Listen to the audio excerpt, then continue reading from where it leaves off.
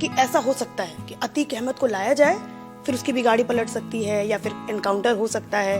प्रदेश अगर कुर्बानी मांग रहा है तो कुर्बानी दी जाएगी। तो क्या लगता है सर, क्या एक्शन जो है सरकार की तरफ से अब करना चाहिए? संसद में तो बोल दिया कि मिट्टी में मिला दिए जाएंगे, अब उसके बाद बचता क्या है? अंतिम संस्कार ही होता मिट्टी मिलाने के बाद। तो अगर बहुत इसके बारे में सीरियस थे या बहुत गंभीर थे तो अपने कार्यकाल में सभी बाहुबलियों को उनको जेल के अंदर ठूस देना चाहिए था। हुआ उल्टा, माल्यार्पण हो रहा, टिकट हो रहा है, जीत रहे, नागरिक अभिनंदन हो रहा है। एक बाहुबली के सुपुत्र कह रहे हैं कि हम भैया से कह दिए हैं कि किसी का तबादला नहीं होगा, 6 महीने में हिसाब होगा। अब कौन किसका हिसाब करेगा, जरा इसके बारे में जरा सतर्क हो जाए। मैंने जो निर्णय लिया था, सर पे कफन बांध करके मैं बैठूंगा, चाहे मेरा क्या होगा ये उसकी चिंता नहीं थी। लेकिन अपराधी का वही हाल होगा जैसे आपने मटन शॉप पे देखा होगा, बकरा टका रहता है और पानी रिश्ता रहता है। मैं उम्मीद करता हूं कि हर आदमी अपना भविष्य समझ ले। मेरी किसी से दुश्मनी नहीं है, न मैं आपके रास्ते में हूं, ना आप मेरे रास्ते में हैं। और अगर आएंगे तो जैसे सिगरेट का पट बुझाया जाता है वैसे पेन रगड़ करके वैसे रगड़ दिए जाओगे। किसी दुस्साहस में न पड़े, तुम्हें कोई बचाने वाला नहीं आएगा, न कोई राजनेता, न कोई अभिनेता, न कोई पूंजीपति, और आएगा तो उसका भी वही हाल होगा। 2005 में एक घटना घटती है जिसमें सिटिंग एमएलए राजू पाल की हत्या कर दी जाती है। उसमें नाम आता है अतीक अहमद, जो कि कुख्यात अपराधी माफिया है। फिर उसके बाद उस घटना में जो चश्मदीद एकमात्र बचे उमेश पाल, उनकी 2023 में हत्या कर दी जाती है। आपने गैंग्स ऑफ वसेपुर देखी होगी फिल्म, और उसमें जिस तरीके से बम मारने वाला जो एक सीन आता है, उस तरीके से सेम वही जो है एक पूरा दृश्य जो है 2023 में दिखाया जाता है और बम मारा जाता है उमेश पाल जी के ऊपर, उनके ऊपर फायरिंग होती है। फिर सवाल उठता है लॉ एंड ऑर्डर के ऊपर कि उत्तर प्रदेश में अब लॉ एंड ऑर्डर पूरी तरीके से बदहाल हो चुका है, पूरी तरीके से कुख्यात अपराधियों के सामने नतमस्तक हो चुका है। ये सवाल उठाते हैं समाजवादी पार्टी के मुखिया अखिलेश यादव। अखिलेश यादव की पार्टी के विधायक जब उमेश पाल की वाइफ के साथ जब मिलने जाते हैं तो उनकी वाइफ सीधा मना कर देती है कि जी आपकी पार्टी के लोगों से मुझे नहीं मिलना है, मुझे सिर्फ उत्तर प्रदेश के मुख्यमंत्री योगी आदित्यनाथ जी से ही बात करनी है। पर सवाल यहाँ पे ये उठता है कि क्या सच में उत्तर प्रदेश में लॉ एंड ऑर्डर 2023 में पूरी तरीके से बर्बाद हो चुका है? जो आज घटना होती है, क्या उसके लिए सच में वहाँ पे सरकार जिम्मेदार है या फिर और भी कड़ियां उसमें जुड़ी हैं? इन सब मुद्दों पे विस्तार से बात करने के लिए आज हमारे साथ उत्तर प्रदेश के पूर्व डीजीपी विक्रम सिंह जी मौजूद हैं। हम इनसे पूछेंगे और कोशिश करेंगे कहीं ना कहीं धागों को निकालने की और बातों को पूछने की कि सच में सर इसमें क्या क्या बातें जो है वो हो सकती। सबसे पहला सवाल पूछूंगी, ये जो घटना हुई लॉ एंड ऑर्डर का फेलियर था या फिर क्या कहेंगे सर? किसी भी देश में, विश्व के किसी भी मुल्क में ये संभव नहीं है कि अपराध का उन्मूलन हो जाए। अपराध नियंत्रण हो सकता है, कंट्रोल हो सकता है, इरेडिकेट नहीं हो सकता है।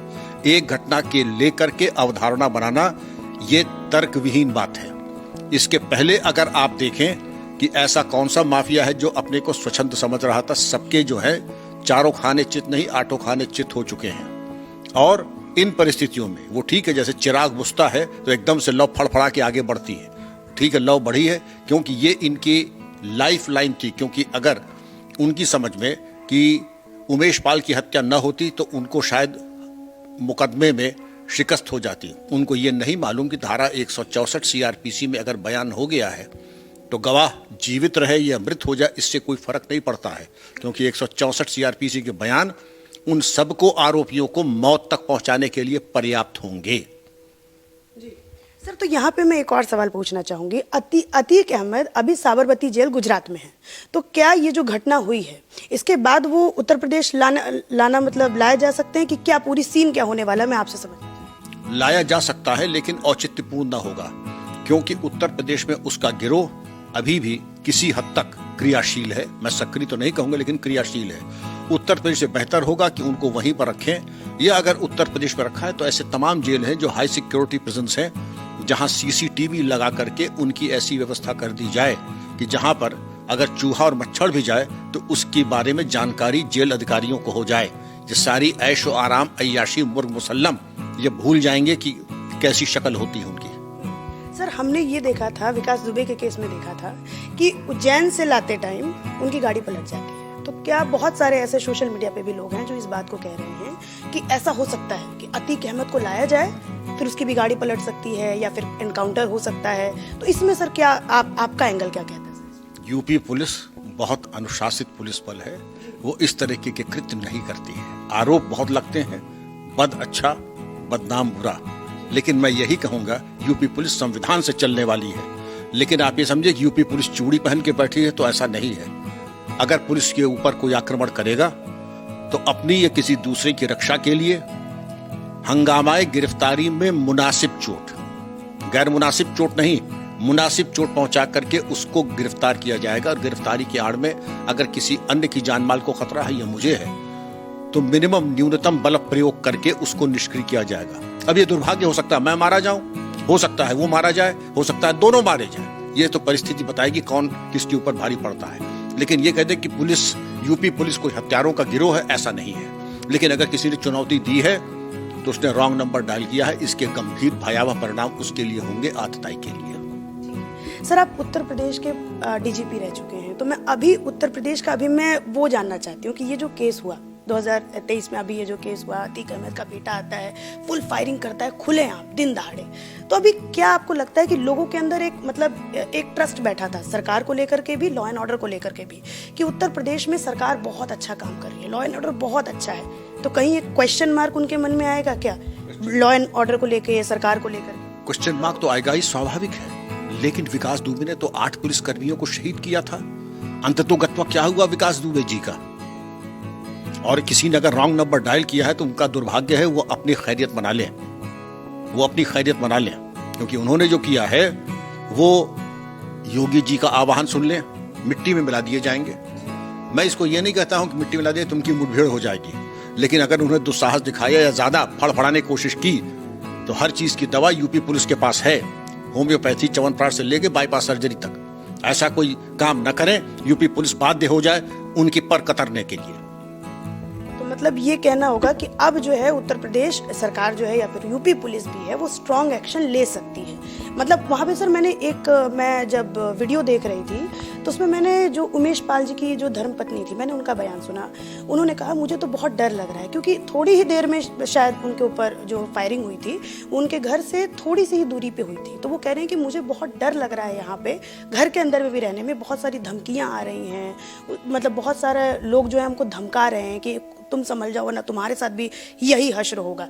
तो क्या लगता है सर, क्या एक्शन जो है सरकार की तरफ से अब करना चाहिए? संसद में तो बोल दिया कि मिट्टी में मिला दिए जाएंगे, उसके अलावा अब उसके बाद बचता क्या है? अंतिम संस्कार ही होता मिट्टी मिलाने के बाद तो। लेकिन ये जो उन्होंने चुनौती दी है, जो उन्होंने रॉन्ग नंबर डायल किया है, इसके बड़े गंभीर परिणाम होंगे। कानून की परिधि में रहते हुए पुलिस, और पुलिस का काम कानून की परिधि में रह करके होता है, कानून की परिधि के बाहर लक्ष्मण रेखा पार करके नहीं होता है।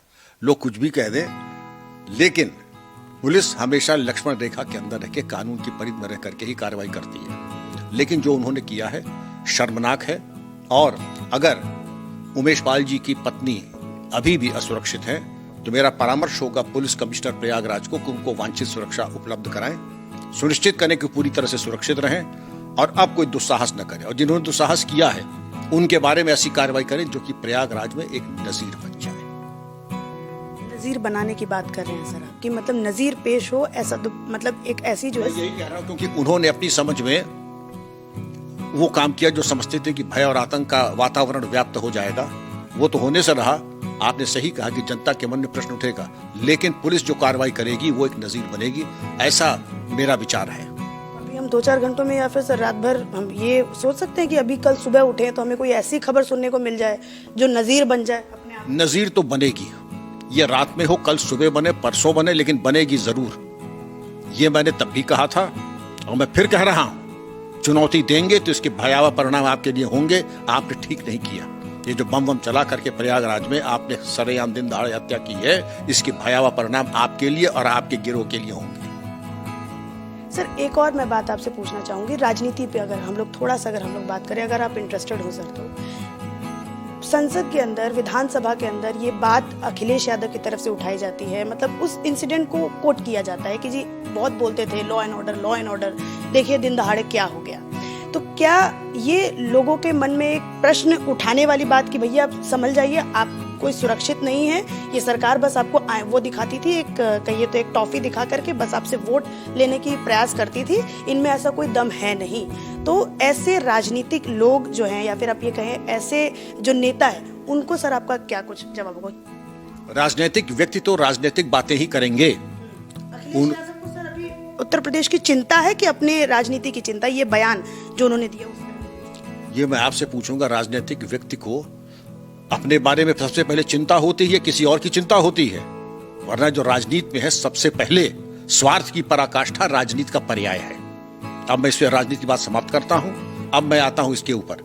अगर बहुत इसके बारे में वो सीरियस थे या बहुत गंभीर थे तो अपने कार्यकाल में सभी बाहुबलियों को उनको जेल के अंदर ठूस देना चाहिए था। हुआ उल्टा, माल्यार्पण हो रहा, टिकट हो रहा है, जीत रहे, नागरिक अभिनंदन हो रहा है। एक बाहुबली के सुपुत्र कह रहे हैं कि हम भैया से कह दिए हैं कि किसी का तबादला नहीं होगा, 6 महीने में हिसाब होगा। अब कौन किसका हिसाब करेगा, जरा इसके बारे में जरा सतर्क हो जाए। ये बड़बोलापना उनको बहुत भारी पड़ेगा। और आप जब लाभान्वित हो रहे थे बाहुबलियों से, आप जब उनसे लाभ ले रहे थे, वोट बैंक की तरह यूज कर रहे थे, तुष्टीकरण कर रहे थे, तब आपने नहीं सोचा इसके भयावह परिणाम क्या होंगे प्रदेश की अपराध स्थिति पर। अब जब अपराध स्थिति, क्योंकि आपके पाले हुए साहब जब दूध पिलाया आपने, ऑक्सीजन दिया उनको, अब अगर उनके एक आध सपोले अब क्रियाशील हो गए हैं तो आपका अधिकार नहीं है कि आप किसी पे उंगली उठाएं। आप अपने अंदर अंतर्मंथन कीजिए कि किन परिस्थितियों में ये सपोले क्रियाशील हुए। सांप आपने पैदा किए, पाला पोसा आपने, दूध पिलाया आपने, ऑक्सीजन दिया आपने, और अब अगर उनके सपोले जो है क्रियाशील हो रहे हैं, इसकी पूरी जिम्मेदारी आपकी है। हाँ, इन सपोलों का तो वो अंत होगा जो कि हर सपोले का और सांप का हुआ है, इनका भी वही अंत होगा। तो सर क्या लगता है, डर एक मतलब अपराधियों के मन में जागेगा ये घटना होने के बाद? मतलब अगर मान लीजिए कोई एक्शन होता है, नज़ीर पेश होता है, तो क्या लगता है जो छोटे मोटे जो भी गैंग्स वहाँ पे होंगे या फिर बड़े बड़े गैंग्स भी होंगे, क्या उनके अंदर एक डर दोबारा से, क्योंकि हमने देखा था कि विकास दुबे के बाद एक लोगों में शांति आ गई थी उत्तर प्रदेश में, तो अब क्या सीन होने वाला है अपराधियों के उसमें, मैं अगर पूछना चाहूँ? आप कभी कभी भोजन करती हैं, आज आपने भोजन किया तो 3 दिन भोजन न करेंगे तो आपको 3 दिन बाद भोजन चाहिए कि नहीं चाहिए? इसी तरीके से सबक का रिवीजन होता है, ये रिवीजन होता है। प्रदेश अगर कुर्बानी मांग रहा है तो कुर्बानी दी जाएगी और इसकी निरंतरता रहती है। अगर कोई अपनी परिधि से बाहर आता है, सीमा से बाहर आता है, तो उसके खिलाफ वही कार्रवाई होगी जो विकास दुबे के खिलाफ हुई थी। यूपी पुलिस से कोई भारी पड़ा है आज तक? बड़े बड़े आए, तुर्रम खां, ददुआ, ठोकिया, तमाम आए और सब कहां है मुझे कहने की जरूरत नहीं है। इनका भी वही हाल होगा। दस्तक दी है तो परिणाम के लिए भोगने के लिए तैयार रहे और ये अपनी खैर मनाए। आपने जब वहाँ पे, आप बतौर डीजीपी जब वहाँ पे काम कर रहे थे, तो उस समय भी अपराधियों से आपका बहुत सामना होता होगा, तो वो उस समय क्या बात कहते थे? और आज भी आप बतौर प्रोफेसर आप काम करते हैं, तो आज भी अगर बहुत सारे आप अपराधियों से जैसे मान लीजिए बात करते होंगे या फिर अगर आपका सामना पड़ता होगा, तो क्या डिफरेंस सर समझ में आता है दोनों टाइम? देखिए, ये अपना अपना व्यक्तिगत निर्णय है। मैंने जो निर्णय लिया था, सर पे कफन बांध करके मैं बैठूंगा, चाहे मेरा क्या होगा, ये उसकी चिंता नहीं थी। लेकिन अपराधी का वही हाल होगा जैसे आपने मटन शॉप में देखा होगा, बकरा टका रहता है और पानी रिश्ता रहता है। मैं उम्मीद करता हूं कि हर आदमी अपना भविष्य समझ ले। मेरी किसी से दुश्मनी नहीं है, न मैं आपके रास्ते में हूं, ना आप मेरे रास्ते में हैं। अगर आएंगे तो जैसे सिगरेट का बट बुझाया जाता है, वैसे पेन रगड़ करके वैसे रगड़ दिए जाओगे। किसी दुस्साहस में न पड़े, तुम्हें कोई बचाने वाला नहीं आएगा, न कोई राजनेता, न कोई अभिनेता, न कोई पूंजीपति, और आएगा तो उसका भी वही हाल होगा। और हुआ, ददुआ ठोकिया जो 40 साल से चल रहे थे मारे गए। इसी तरह जो ISI एजेंट आए थे मारे गए। नूर मोहम्मद जेल से जो षड्यंत्र रचता था भारत के खिलाफ मारा गया। अधिकांश तो मारे गए और कुछ जिनकी किस्मत अच्छी थी वो दोबारा जेल चले गए। सर मैं एक आध इंसिडेंट आपसे सर पूछना चाहूंगी, अगर आप शेयर कर सकें तो, कि जब आप वहां पे थे, अपराधी क्या मतलब अपराधी की तरफ से क्या सरकार के प्रति जो है वो बातें निकल के आती है कि भाई ये तो हाँ। मेरे बारे में आती थी। जो सबसे बड़े बाहुबली हैं, जिनकी आज लोग कसीदे पढ़ते हैं, जिनकी मैंने चर्चा भी की थी, नाम लेना ठीक नहीं, गूगल पे जाइए, पूछिए कि अगर उनकी हत्या होती है तो मेरी जिम्मेदारी मानिए। अरे भाई, मैं एक बूढ़ा आदमी, DGP, रिटायर होने वाला हूं, मैं क्यों किसी की हत्या करूंगा? लेकिन उन्होंने खुलेआम प्रेस वार्ता करके कहा कि मैं उनकी हत्या कराने वाला हूं। मुख्तार अंसारी की बात कर रहे हैं? जी हाँ, जी हाँ। इसके अलावा कई लोग ये कहते हैं कि मेरी हत्या करा देंगे। जेल में जो हम कहते हैं साहब, इन्होंने ये कहा कि यहाँ कहीं सांप न निकल जाए, सांप से डसवा देंगे। ये सब मेरे काम नहीं है। मैं कोई सपेरा हूं जो सांप से डसवा दूंगा? मैं पता नहीं। आप सिंघम टाइप थे क्या सर? मैं गांधीवादी व्यक्ति हूं, न मैं सिंघम हूं, न दबंगम हूं, लेकिन मुझे अपना काम मालूम है। मुझे अपना काम मालूम है। और काम ही मेरी तपस्या थी। मैं 18-20 घंटे अपने काम में रहता था। कौन सी पिक्चर आई, कौन सा फैशन आया, कौन से आइसक्रीम आई, इसको मुझे नहीं मालूम, लेकिन हाँ, क्रिमिनल के गले तक कैसे पहुंचे ये मुझे मालूम था। जिसने मौका दिया उसको मैंने निराश नहीं किया। इसीलिए अधिकांश बाहुबलियों ने यह कहा कि अगर उनकी हत्या होती तो उसकी जिम्मेदारी मेरी मानी जाए। सर, तो आज की ये आखिरी प्रश्न होगा, आज के उत्तर प्रदेश को सिंघम टाइप, मतलब आप जैसे ऑफिसर, मतलब आप जैसे गांधीवाद ऑफिसर चाहिए या फिर सिंघम टाइप ऑफिसर की जरूरत है? जो कानून को मानने वाले हो। कानून इतनी ताकत और इतनी शक्ति आपको देता है, इतना सामर्थ्य देता है, अधिकार देता है। सेक्शन 96 से लेकर धारा 104 इंडियन पिनल कोड अपनी या किसी और की हिफाजत में वांछित बल प्रयोग करें। मैंने आपसे कहा ना, हंगामाए गिरफ्तारी में मुनासिब चोट। अब ये मुनासिब ये होती है कि मैं पकड़ लूं, या फिर अगर उसने मेरे ऊपर ऐसा आक्रमण किया, कि मेरे प्राण के ऊपर आ सकती है, तो फिर मैं उसका प्राण ले भी सकता हूं।